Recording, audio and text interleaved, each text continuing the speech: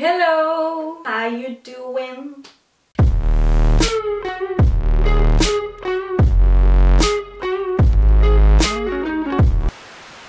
C'est parce que c'était que ce truc. J'espère que vous allez bien, je vous retrouve aujourd'hui pour une vidéo make-up. Ça fait longtemps que je vous ai pas fait de make-up comme ça, chit-chat. Sur YouTube, j'en fais quand même beaucoup sur Instagram, un peu moins en ce moment mais je vais revenir. Et en fait je me suis dit que ce serait sympa de vous faire le beauty look de Emily dans la série Emily in Paris, qui est une série qui a fait beaucoup parler d'elle, pas forcément pour les bonnes choses, mais moi personnellement j'ai adoré. Je suis une très grande fan de Lily Collins et je la trouve absolument magnifique.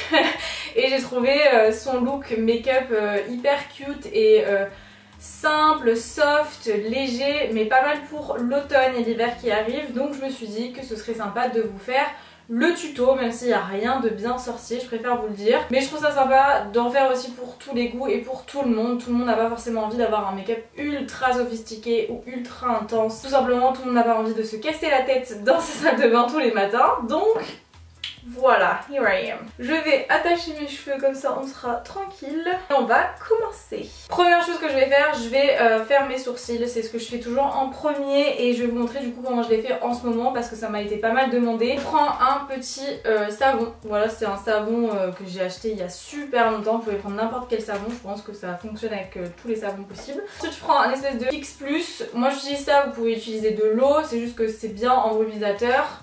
Et je vais mettre deux petits pits, seulement deux parce que après la texture va être trop liquide et c'est pas ce qu'on cherche. Je vais prendre un petit crayon slash goupillon de chez Revlon. Je prends celui-ci parce que le goupillon est très petit et les poils sont très serrés et c'est ça qui est pratique pour faire ça. Et je vais venir gratter tout simplement le savon.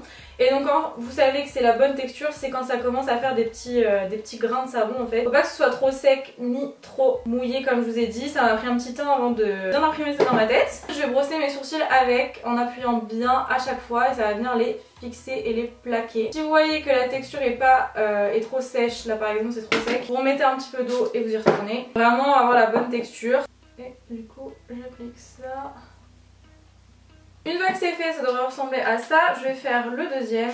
Ensuite vous allez attendre un petit peu que ça sèche. Personnellement je me suis inspirée de la technique de French Touch of Makeup et de Marion Caméléon. J'ai un petit peu fait à ma sauce dans le sens où j'utilise des produits qui marchent pour moi et les techniques qui marchent pour moi. En attendant que ça sèche, je vais venir faire mon teint. Je vais venir appliquer d'abord de l'anti-cerne localement. Donc je vais utiliser l'anti-cerne de chez Too Faced, le Peach Concealer, avec un pinceau chez Morphe, le M173. Et je vais venir du coup en appliquer dessus. Je tapote. Permettre de venir corriger un petit peu avant le fond de teint. Pour le fond de teint, j'ai trouvé vraiment que le teint d'Emily dans cette série est quand même relativement mat, donc je vais utiliser le fond de teint de chez Fenty Beauty, le Pro Filter. J'ai la teinte 185. Normalement c'est ma teinte à ce moment-là de l'année, du coup on va voir ça tout de suite et bingo, ça a l'air d'être pas mal. J'utilise un pinceau Morphe, c'est le MK439 pardon.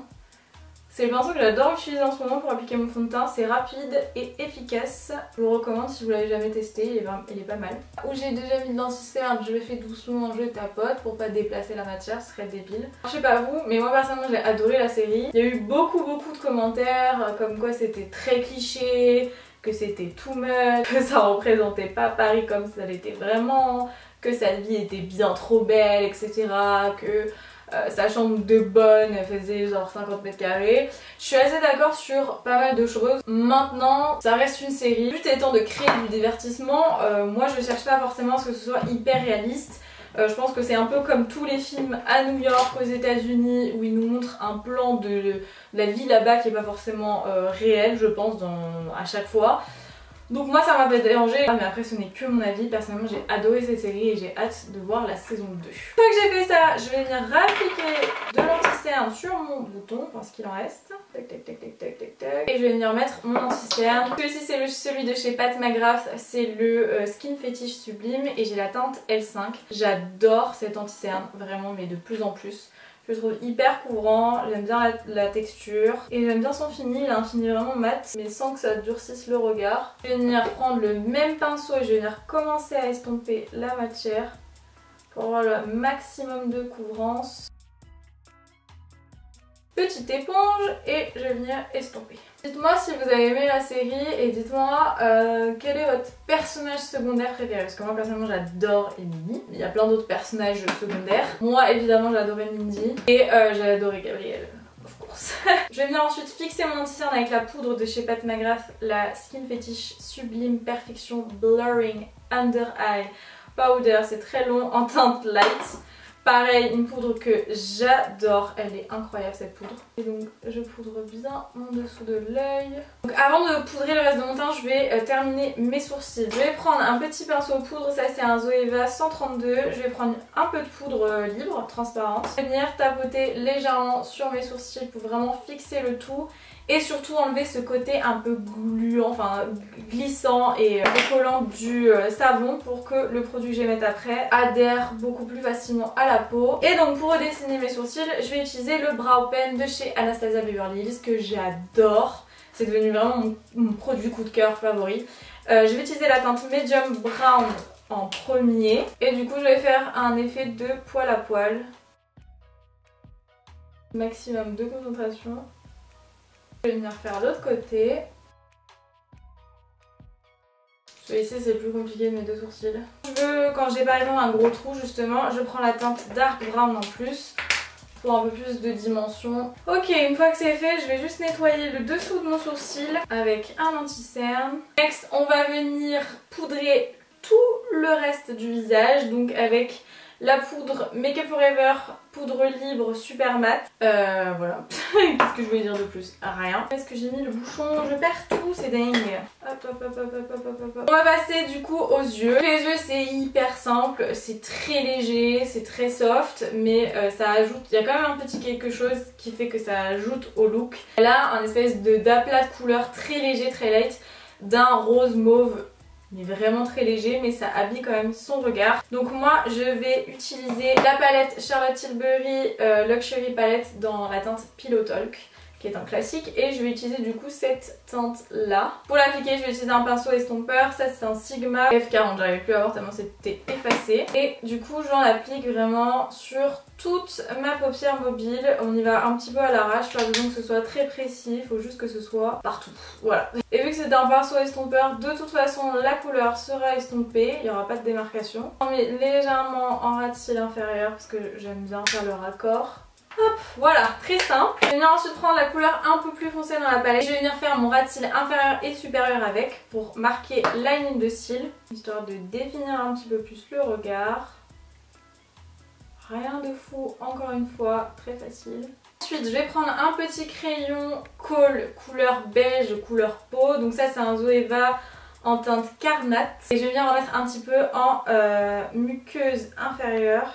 Et on va terminer le maquillage des yeux par le mascara. Là, je vais utiliser celui de chez Pat McGrath. C'est le Dark Star Mascara que j'adore, il fait des cils de fou. J'aime beaucoup de mascaras différents en ce moment, il y en a pas mal qui sortent qui sont incroyables et celui-ci vraiment rentre dans cette liste. Moi je n'hésite pas. Elle a quand même souvent pas mal de mascaras. J'en ai aussi sur les cils du bas.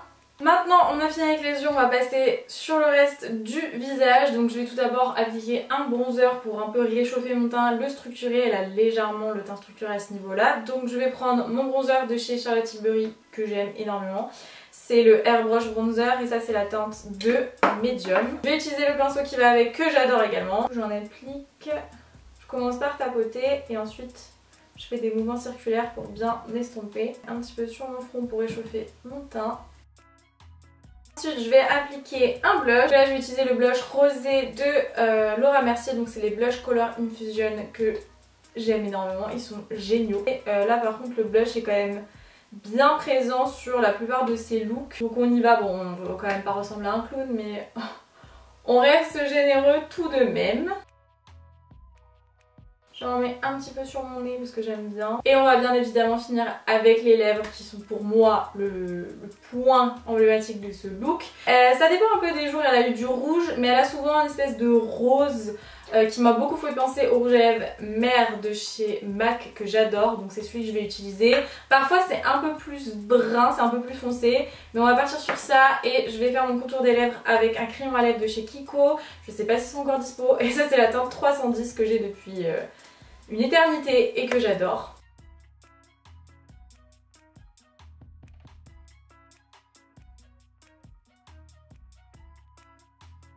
Et voilà ce que ça donne, mais je pense qu'il nous manque un petit quelque chose pour vraiment être dans l'esprit. Tada! Je pense que là je suis bien dans le rôle. Le look is complete. Prête à aller vivre ma meilleure vie à Paris. Pas du tout. Du coup ça termine cette vidéo. J'espère qu'elle vous aura plu. Si vous avez d'autres envies de look, que ce soit de séries inspirées de séries, de célébrités, de n'importe quoi, n'hésitez pas à me dire dans les commentaires, je le ferai avec très grand plaisir. Si vous avez aimé cette vidéo, n'hésitez pas à la liker, n'hésitez pas également à me follow sur Instagram et sur TikTok, tout sera ici sur le côté ou bien en bas.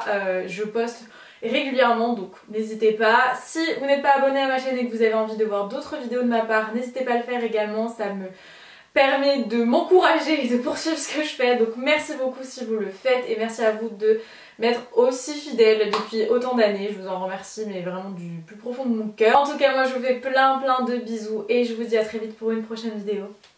Ciao!